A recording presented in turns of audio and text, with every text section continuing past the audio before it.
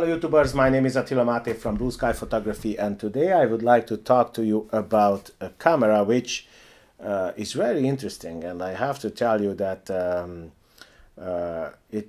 for me it looks really good. Now that would be the Sony Alpha A7 Mark III. Now the Sony lineup, you know, the E-mount lineup is growing day by day, and the truth is that Sony is releasing 2-3 cameras every year.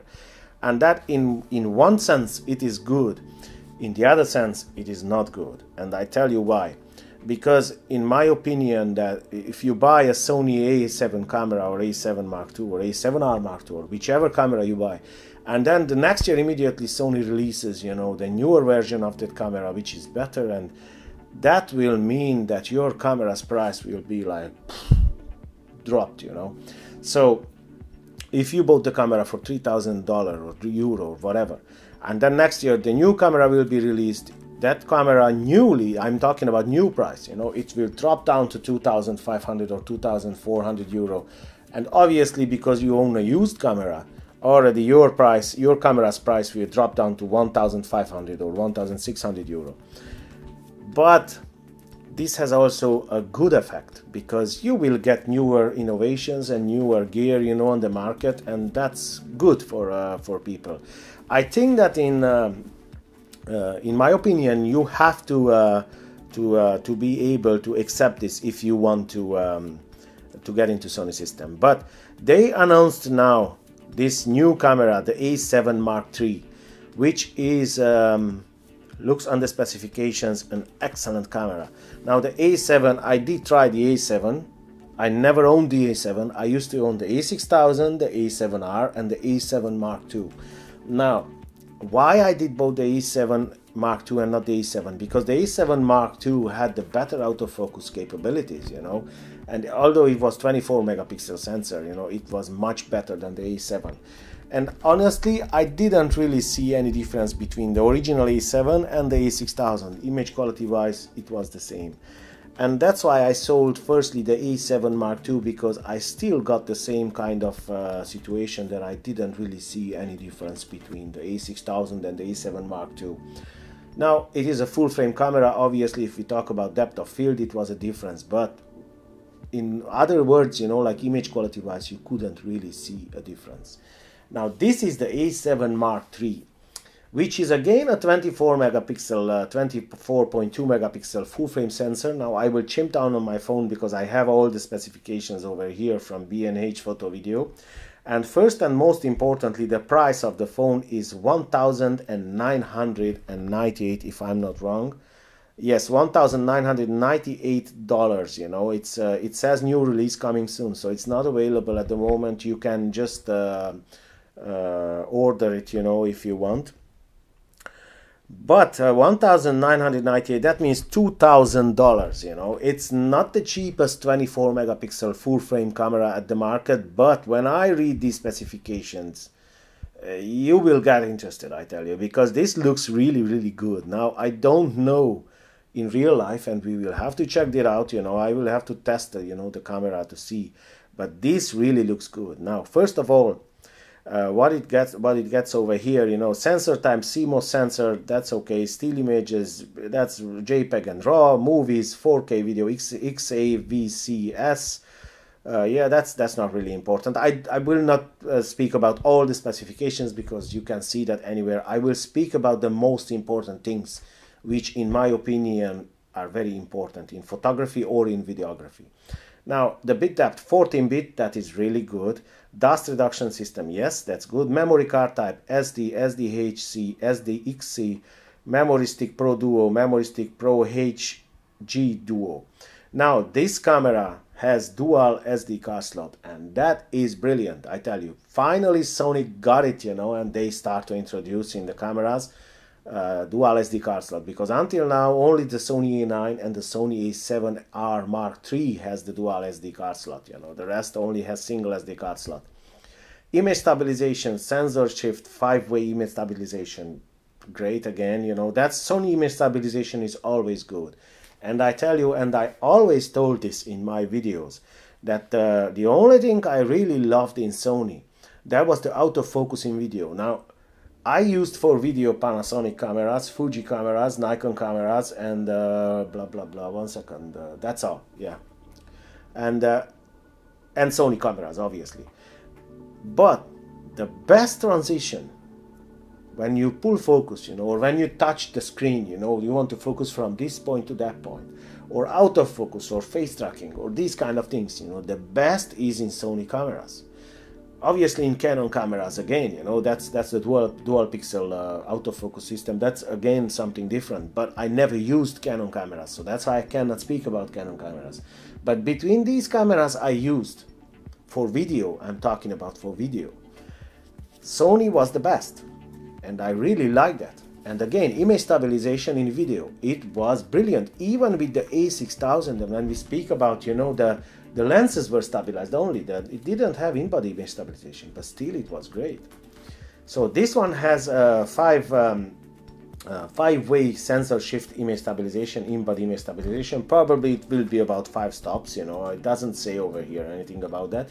Video format, as I can see over here, it has Ultra HD mode. It doesn't have cinematic 4K, but that's completely fine, because that's not a big deal, that's for my kind of work, like YouTube work and these things, it's not really important. Now this camera obviously is not oriented mostly for videographers.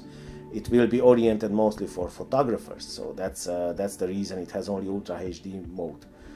It has, how I see, it has over here 3000, so it's Ultra HD mode in 24 frames, 25 and 30 frames a second at 100 megabits in XAVC mode.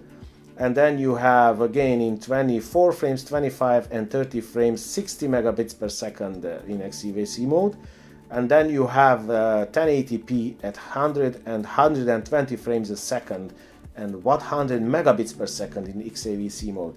So that slow motion, it will be really, really good. And you have two options. You have 60 megabits per second or 100 megabits per second, 100 and 120 frames per second. That is good. It is really good. Now, you have again over here 1080p at 50 frames, 60 frames, 25 megabits per second, all these kind of, that's completely fine. So video-wise and frames and these kind of things, it will be pretty interesting. And I would say it's a good mid-range camera for video.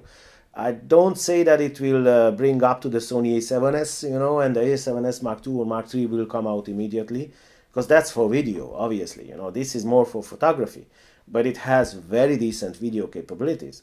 Now, video clip length, it's up to 29 minutes. It doesn't say that it will be for 4K or not. I think it's for 4K as well, 29 minutes. And that is really good, It's not like Fuji has 15 minutes and it will go with the booster grip up to 30 minutes. But it's better with the booster grip than having nothing, So, but this is 29 minutes out of the box, so it will be good.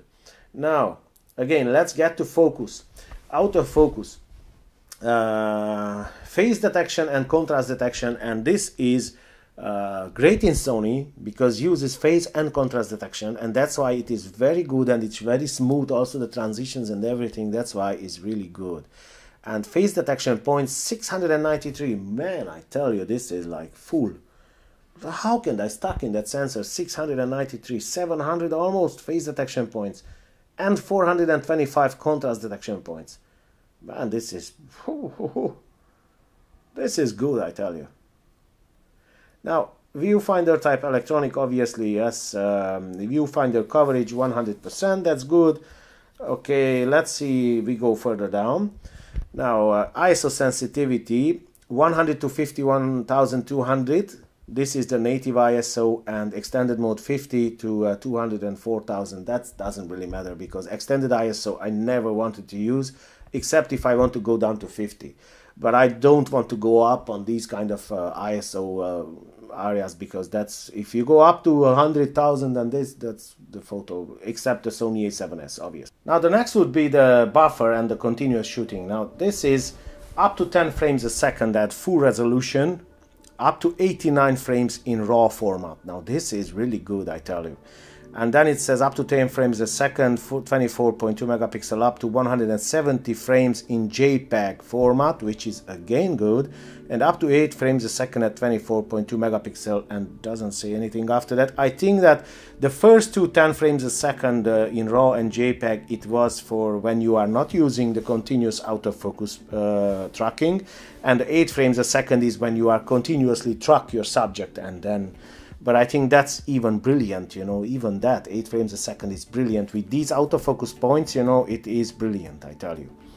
Now let's move a little bit further down. Flash sync speed. Flash sync speed, maximum sync speed is 1/250th of a second. That is great, that is good. I was complaining a lot about this, and looks like Sony listened to the people and they changed it, you know. Now self-timer, I don't really want to talk about these things, HDMI, blah blah blah. That's important, but I don't want to talk about this because it will be too long. Now it looks like they changed the battery pack again, and this battery is a little bit bigger than the other one, so the battery life, it will be much better.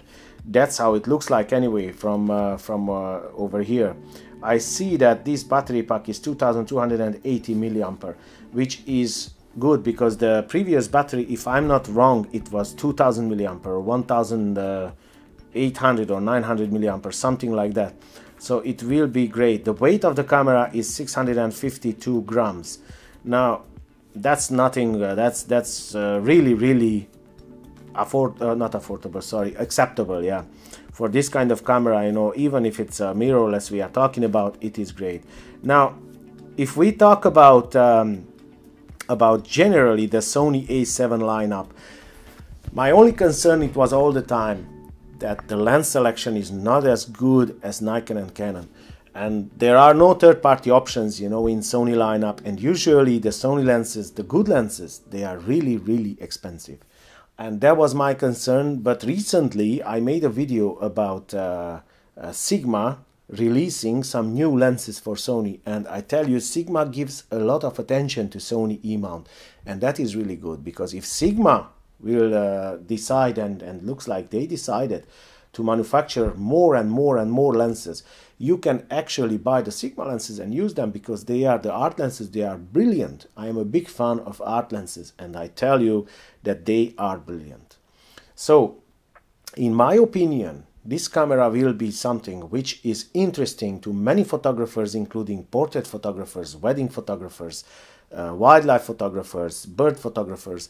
Let's not even talk about that. If this is a 24.2 megapixel full frame sensor, if you put that in crop mode, that will be a 15 megapixel micro four thirds sensors. Sorry, not micro four thirds. 15 megapixel crop sensor size, which is still a great sensor size. So if you need an extra reach for your lens, you know, you can just put in crop mode the camera, and that's it. You will have, you know, more reach, you know, longer range, you know, like for your lens.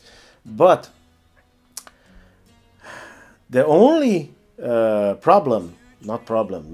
only concern, I would say, is with this camera, the reliability of the camera. Now, obviously, the latest cameras that Sony released, you know, they were reliable, much more reliable than those ones I used to use. I used to use this A6000, the A7R, and the A7 Mark II. And those cameras, the A7 Mark II, I never had problems with that. I do had problems with the A7R and the A6000 though. The A6000 was overheating many times in video, even in 1080p, you know, they overheated many times, you know, and the A7R, it just switched off many times on me, you know. Even once it switched off in a wedding, you know, and I got freaked out, I tell you. I was like, what the hell is going on over here? So I was freaked out. Anyway, I couldn't hear, you know, in the newer cameras, and hopefully they resolved this issue and this situation. So I hope that this video was helpful to you guys. I don't want to speak too much about this. The only thing I know that Sony sensors are great. I used to own them. I was very happy with them. And I tell you something, you can see many photos in my portfolio, and even if you go on my site, you know, you can see, and you can see the EXIF data, it's over there, you know. There was a lot of photos made with the A7R, you know, and the A6000. I was really happy with them. but there were those issues that I moved from Sony, and those issues, it looks like they changed, you know. So this is really interesting for me as well, this camera. So if you have anything to add to this video, if you have any idea, or if you want to say something or comment something, feel free and leave a comment down below. I would like to ask you to if you would like to support this channel, please don't forget to give me a thumbs up and share my videos, and subscribe to my channel if you didn't until now, and hit the little bell button near the notification button, you know, near the subscribe button, to get notified when I upload another video. And other than that, I wish you a great day, and I'll see you in the next one. Take care, guys.